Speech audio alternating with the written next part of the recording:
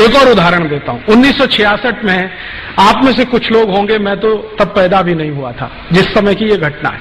भारत के लाखों संतों ने एक बहुत बड़ा जुलूस निकाला दिल्ली में। गाय रक्षा होनी चाहिए, कानून बनना चाहिए। गांधी जी तो तब थे नहीं, विनोबा जी थे, गांधी जी के शिष्य थे। उनका आशीर्वाद लेके बहुत बड़े बड़े साधु संत इकट्ठे हुए। स्वामी करपात्री जी महाराज, जो शंकराचार्य के स्थिति वाले संत हैं, वो उन्होंने लीडरशिप लिया, गो रक्षा होनी ही चाहिए। लाखों साधु संत इकट्ठे हुए और उन्होंने कहा कि हम संसद को घेर लेंगे अगर सरकार गोरक्षा का कानून पारित नहीं करती। सौभाग्य या दुर्भाग्य जो भी कहिए, स्वामी करपात्री जी महाराज के थोड़े दिन पहले के आशीर्वाद से श्रीमती इंदिरा गांधी प्रधानमंत्री बन गई थी। तो स्वामी करपात्री जी को लगता था कि इसको तो आशीर्वाद मैंने दिया है, अब ये कैसे मना करेगी मेरे काम को। स्वामी जी को मालूम नहीं था चेहरे कुछ होते हैं, मुखौटे कुछ होते हैं। अच्छा, विनोबा जी ने भी आशीर्वाद दिया था, आपको मालूम है, श्रीमती इंदिरा गांधी को। इंदिरा गांधी जब प्रधानमंत्री बनी थी तो उनकी पॉलिटिकल पोजीशन बहुत कमजोर थी।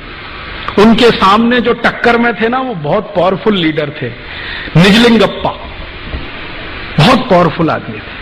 पूरा दक्षिण भारत उनके समर्थन में खड़ा था और तय था कि ये प्राइम मिनिस्टर बनेंगे। निजलिंगप्पा को अड़ंगी लगाकर श्रीमती गांधी प्रधानमंत्री बनी थी, तो बहुत सारे संतों से आशीर्वाद लिया था, तो करपात्री जी ने भी दे दिया, विनोबा जी ने भी दे दिया। अब प्रधानमंत्री बनते ही याद दिलाया विनोबा जी ने, वो काम करो ना मेरा, वो हत्या बंद करने के लिए कानून लाओ। तो कहा बाबा अभी थोड़े दिन संभालने तो दो। तो बाबा ने कहा कितना दिन लगेगा संभालने में। तो दिन बीतते गए और करपात्री जी महाराज का धैर्य चुक गया, तो उन्होंने एक बहुत बड़ा जुलूस निकाल दिया। सरकार को घेरना है, संसद को कॉर्डन कर देना है, कोई अंदर जाएगा नहीं, कोई बाहर आएगा नहीं जब तक गोहत्या बंद नहीं होती। आप जानते हैं क्या हुआ? जिन करपात्री जी महाराज के आशीर्वाद से श्रीमती गांधी प्रधानमंत्री बनी थी, उन्हीं के ऊपर श्रीमती गांधी ने गोली चलवाई और एक नहीं सैकड़ों साधु उसमें मर गए। लेकिन गो हत्या नहीं रुकी, वो वैसे ही चली। उसके बाद स्वामी करपात्री जी ने, उनके शिष्य बताते हैं, मैंने कभी उनसे सीधे बात नहीं की, स्वामी करपात्री जी ने श्राप दे दिया और वो ये कहते हैं कि उसी श्राप का दुष्परिणाम है कि जिस तरह से श्रीमती गांधी ने गोलियां चलवाकर मरवाया था गोरक्षा भक्तों को, उसी तरह से श्रीमती गांधी मारी गई।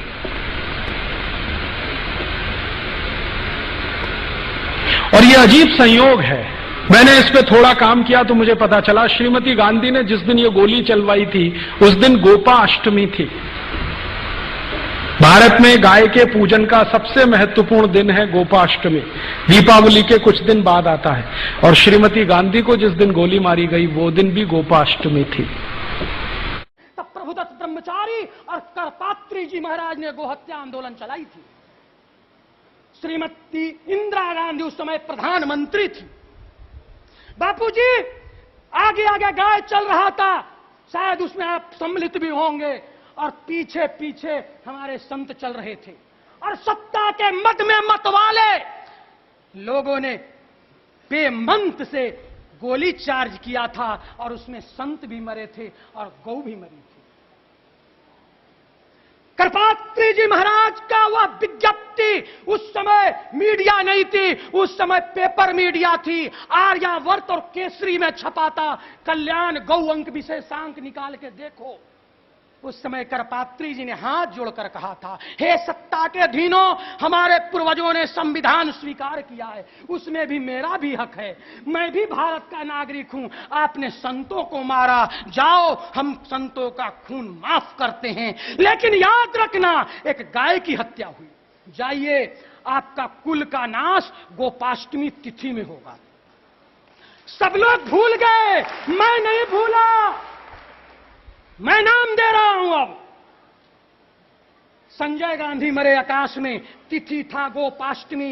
इंदिरा मरी आवास में, तिथि था गोपाष्टमी। राजीव मरे मद्रास में, तिथि था गोपाष्टमी।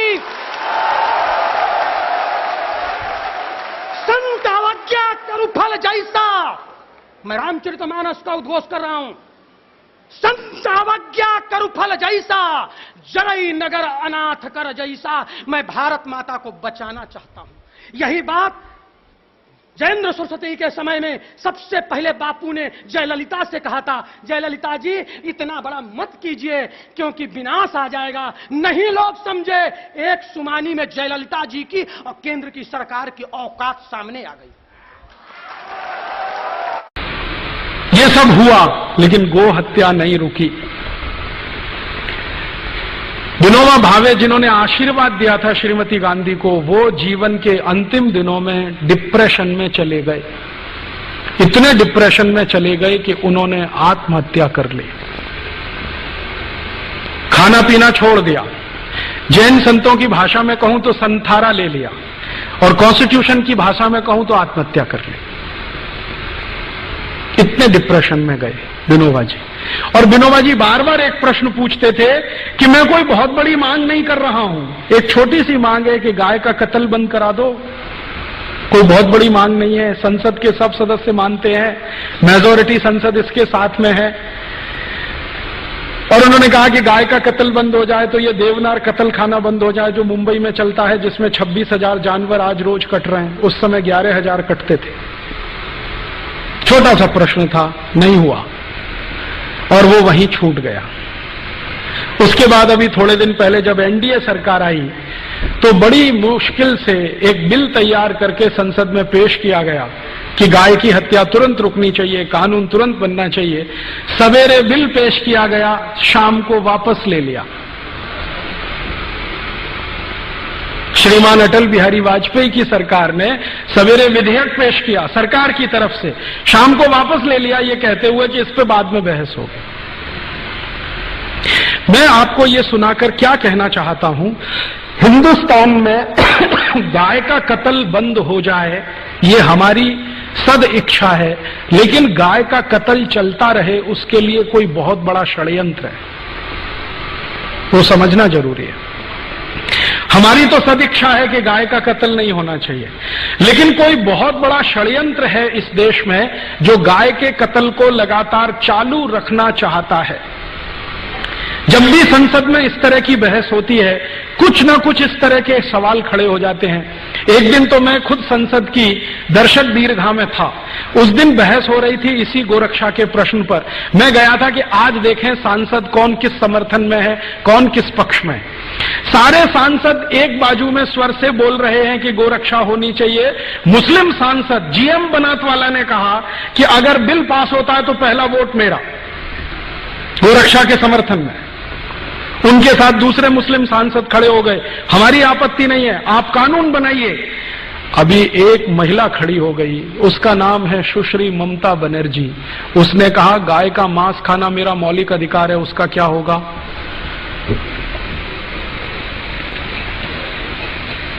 गाय का मांस खाना मेरा मौलिक अधिकार है, उसका क्या होगा? और ममता बनर्जी ने सुप्रीम कोर्ट के एक डिसीजन को कोट करके बोलना शुरू किया कि कोई कसाई गाय का कत्ल करता है, ये उसका मौलिक अधिकार है, उसका क्या होगा? ये सुप्रीम कोर्ट का जजमेंट है। तो मामला कहां बिल्कुल होते होते फिर फिसल गया। इसी तरह से एक बार और हुआ, हमारी संसद में सब तय हो गया कि गोरक्षा का बिल पास ही हो जाना चाहिए, सब हो जाना चाहिए। एक महामहिम भारत देश में राष्ट्रपति पद का चुनाव लड़े हुए एक व्यक्ति जी सोएल खड़े हो गए कि मैं गाय का मांस खाता हूं, मेरा क्या होगा? तो मैंने उनको एक खत लिखा था जिसका जवाब उन्होंने नहीं दिया। मैंने कहा आप गाय का मांस खाते रहिए अपने घर में काट के, ये कत्ल खाने तो बंद होने दीजिए। आपको गाय का मांस खाना है, आप अपने घर में कत्ल करिए, काटिए उसे, खाइए। आप में हिम्मत है तो अपने घर में गाय को काटिए, खाइए। आपकी बीवी बच्चे भी आपको देखें उसको काटते हुए, खाते हुए, पड़ोसी भी देखें आपको काटते हुए, काटते हुए, और अगली बार आप राष्ट्रपति पद का चुनाव लड़ें तो सबको पता तो चले कि ऐसा व्यक्ति इस देश में राष्ट्रपति बनना चाहता है। जवाब नहीं दिया उसके बाद, क्योंकि इस तर्क में क्या बुराई है? आपको गाय का मांस खाना है, ठीक है, खाइए ना, घर में काटिए, खाइए।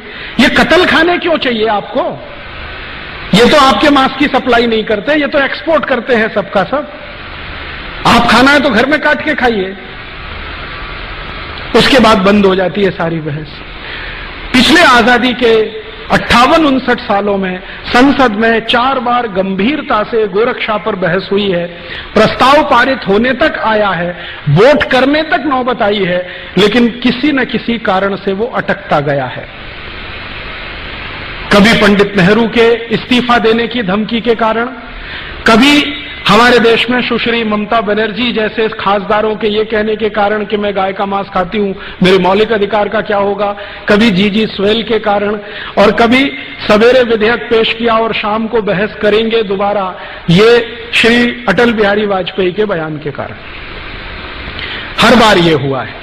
मैंने इसको समझने की कोशिश की है कि आखिर गाय की रक्षा में ऐसा कौन सा प्रश्न है, या जानवरों की रक्षा में ऐसा कौन सा प्रश्न है जो भारत की संसद इसको होने नहीं देना चाहती।